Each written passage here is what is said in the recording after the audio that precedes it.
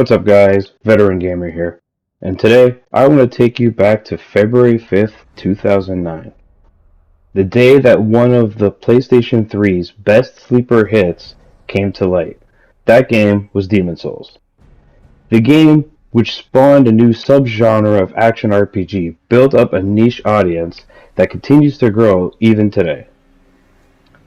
Sony at the time did not believe that this game would be a big success, that they only published it in Japan.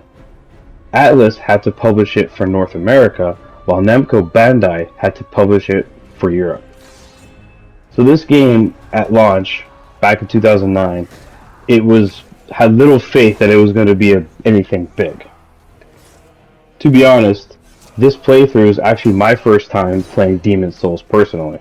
I missed out on the original game back in 2009 because just for my tastes were different than what it is today.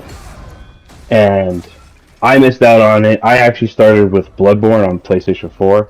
Then I moved into the Dark Souls series, and then Sekiro Shadows Die Twice. So I was actually really excited to get my hands on this game, as it was going to be my first playthrough, and to be honest, the best looking game on PlayStation 5.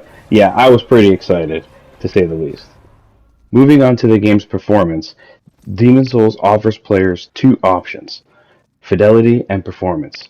The fidelity mode is native 4K, 30 frames per second, with a minor uptick to the actual visual settings. In my opinion, this is the mode that you should not bother to play Demon's Souls in, as the default performance mode was, in my opinion, the much better mode to play.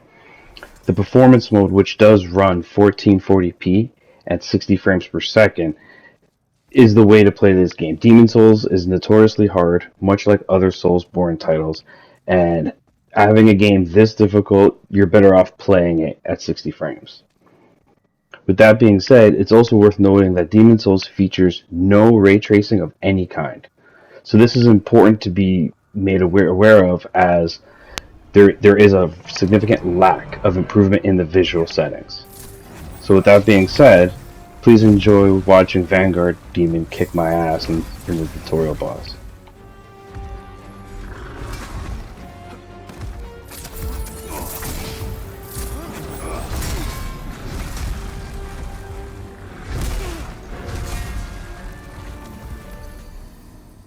Oh look, you died. Get used to love seeing that screen, as it's going to happen many times throughout your playthrough. Speaking of seeing that screen, there are many load screens throughout Demon's Souls. Demon's Souls, obviously at its core, was built on the 2009 PlayStation 3, so the technology is a little behind, but so there is a lot of load screens. Whether you're going from the Nexus to one of the worlds, or just reloading a world because you died, you will see a lot of it. Thankfully, Demon's Souls on PlayStation 5 with the new SSD, the load times are actually really short. We're talking less than 10 seconds short. Here's a clip of me going from the Nexus to one of the game's worlds and how quick the load screen is.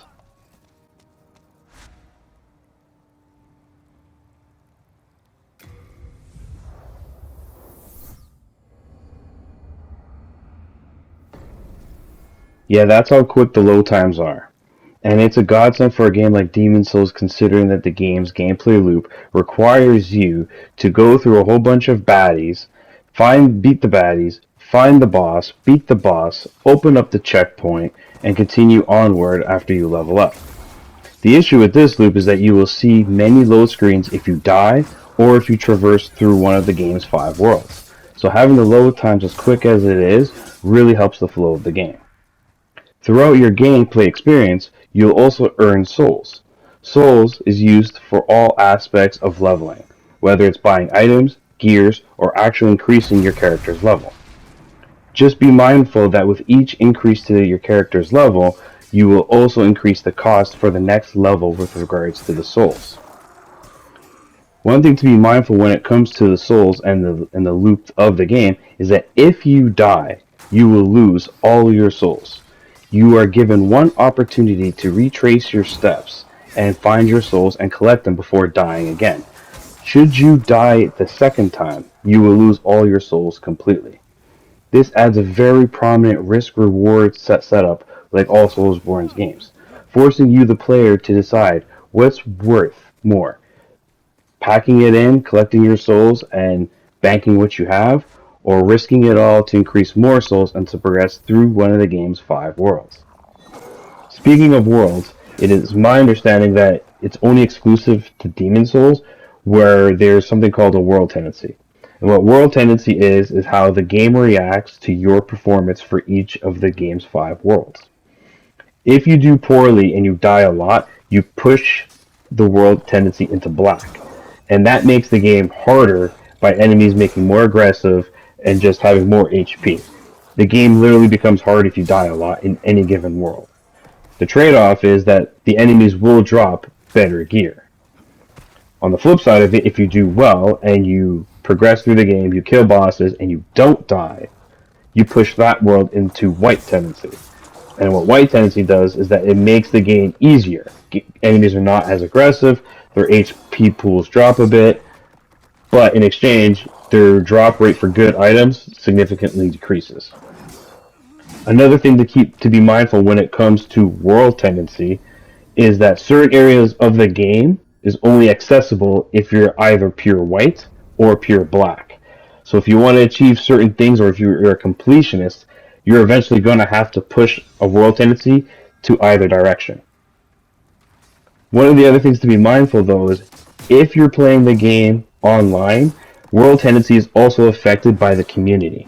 So if you're sitting there thinking, I want to push any given world into white or black, it's better to do it offline, as only you can impact it and not the entire community.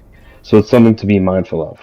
Another thing that I want to talk about is how Demon Souls uses the DualSense controller.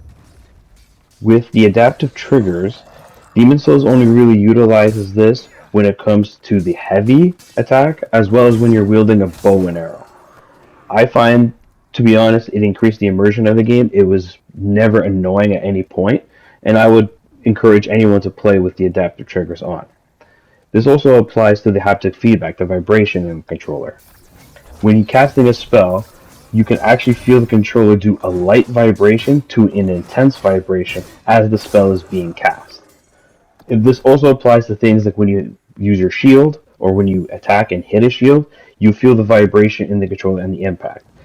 Again, much like the adaptive triggers, none of this negatively impacts the gameplay experience and only enhances it further. Another thing is if you are playing with a headset, you can take advantage of 3D audio. 3D audio is also great in Demon Souls, as you will hear every grunt from enemies that may be trying to ambush you. On top of this, if you are dealing with one enemy and another enemy is shooting arrows at you, if an arrow goes by your head on the left, you will hear it clear as day on the left. So it's something to be mindful of. I would recommend playing with a headset because the 3D audio always benefits gameplay, but it's not a necessity, not for Demon Souls' case. At the end of the day, Demon Souls is still a great game as it was back in 2009. Bluepoint Games deserves to be commended for the effort and improvements that they've made to this 2009 sleeper hit. With that being said, the game is not perfect. There is some significant balance issues when it comes to not just overall like weapons and abilities, but also the actual design of the game itself. As a player who's played the other Soulsborne games first and now jumping back to Demon Souls, one of the issues I find was that most of the levels, especially 3 and 4 too, I hate you guys, most of the levels in this game is harder to get to the boss than it is the boss itself. A lot of the bosses in this game I find were a lot easier than the more recent Soulsborne games, but I also find the path to the boss to be harder than it was in more recent Soulsborne games. The other issue with the game is the overall balance. I mean, magic is way overpowered in this game. You could see in this upcoming clip here how I just shred the boss in one shot. Not even expecting it to be one shot, I just roasted him in one shot. Just take a look at this clip and tell me if this is balanced.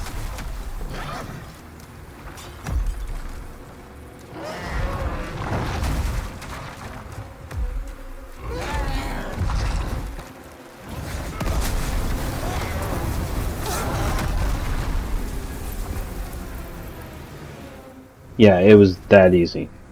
Safe to say that magic is way overpowered in this game.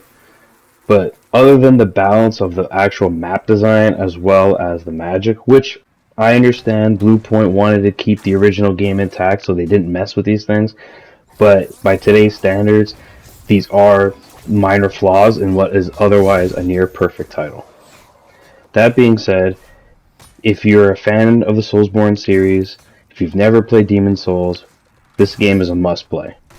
If you've already played through Demon Souls, this game is not a must play, but I would recommend through playing it again as the enhancements made, especially for the overall game and just the graphics overall is it's so well done. Blue Point does deserve to be commended, and I think this game is a must play for any PlayStation 5 owner.